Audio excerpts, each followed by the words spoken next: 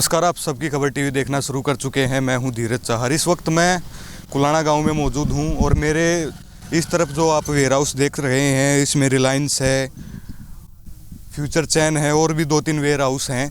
और मेरे इस तरफ आप देख सकते हैं कि एक अनिश्चितकालीन जो धरना है कैब वेंडरों का, जो फ्यूचर चैन सॉल्यूशन लिमिटेड उनके सहयोगी कंपनियों के खिलाफ जो ये धरना प्रदर्शन चल रहा है। इनका आरोप है कि जो कंपनियां हैं उनको इन्होंने जो व्हीकल हैं, कैब वगैरह मुहैया कराई गई, लेकिन जो कंपनी के द्वारा जो है लगभग 50-60 लाख रुपए जो है इनके अटका दिए गए हैं। कुछ दिन पहले राजनाथ सिंह का भी यहाँ पर दौरा था, तो लोगों ने जो है एक मांग उठाई थी कि यहाँ पर कोई कंपनी या वेयर हाउस ऐसी दी जाए जिससे कि क्षेत्र के लोगों को जो है रोज़गार मिले।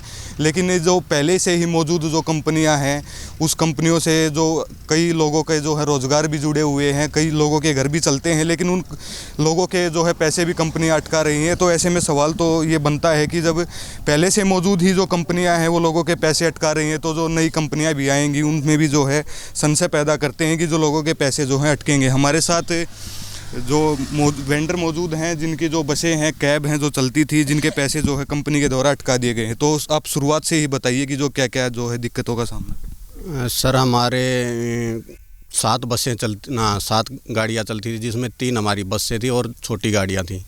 ये हमारा 5-5, 6-6 महीने से भी हमारा पेमेंट रुकता आ जाया करता, लेकिन अब 8-7 महीने से हमारा एक भी पैसा नहीं आया और हमारे 56 लाख रुपए मेरे अटके हुए हैं और 6.5 लाख रुपए भाई के अटके हुए हैं।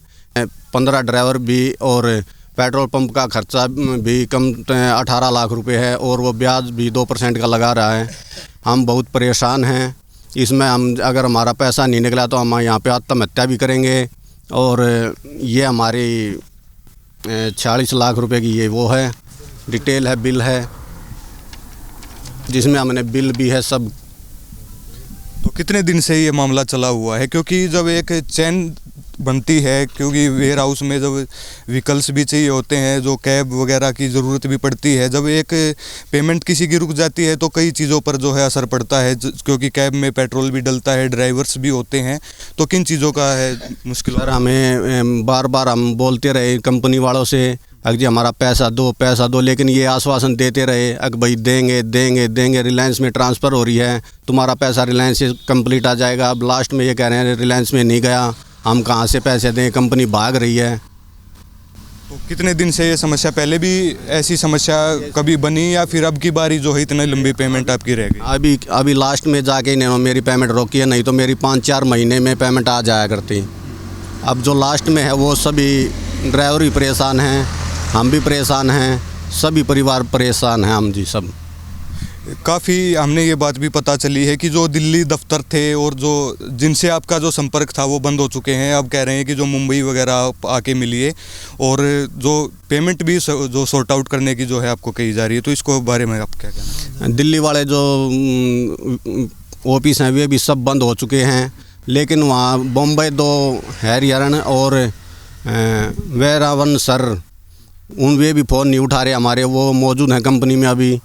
रणबीर जी ये कह रहे थे अगर हरियाणा और भी उससे मेरी एक वो मेल डलवा दोगे तो मैं पैसा दे दूंगा। उसने को 7 वेंडरों का पैसा भी उसने दिलवाया है इसी कंपनी ने, बेनाटेन और FSC एक ही कंपनी है, इसी में हमारी गाड़ी चलती थी दोनों में। तो अब लग रहा है कि बातचीत से जो है कंपनी वालों से आप बातचीत कर रहे हैं कि जो सॉल्यूशन आपका निकल पाएगा। और धरना जो है कितने दिन तक, अगर नहीं सॉल्यूशन लगता है तो कितने चीज़? सर, धरना तो जब तक हमारा पैसा नहीं आएगा जब तक हम यहीं बैठे रहेंगे। कानूनी कार्रवाई आपने की है कुछ इस बारे में? कानूनी कार्रवाई तो हमें अब तक की नहीं है। पुलिस कंप्लेंट और सब ऊपर SP DSP से भी हमें बात की है जी। तो कुछ आश्वासन मिला है कि आपकी पेमेंट जो है निकल जाए? कह रहे हैं कि आप धरना वरना अपना वो करो भाई, पैसा मिलेगा जी।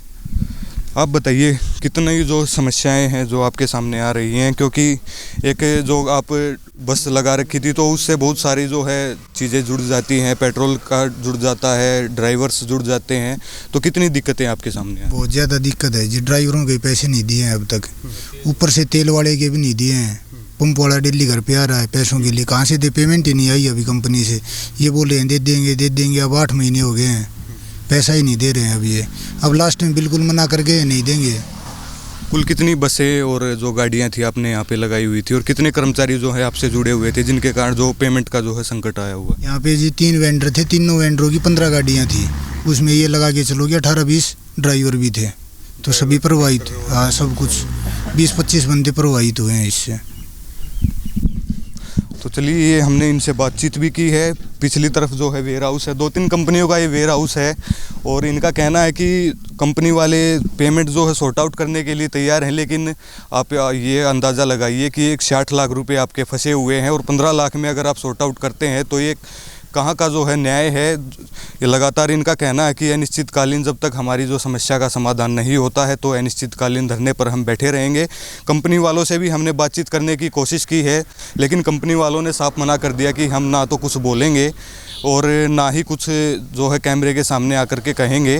फ़िलहाल ये अनिश्चितकालीन धरने के ऊपर बैठे हुए हैं। जब तक इनकी पेमेंट का सॉर्ट आउट नहीं होता है तो ये अनिश्चितकालीन धरने पर बैठे रहेंगे। फ़िलहाल के लिए शुक्रिया।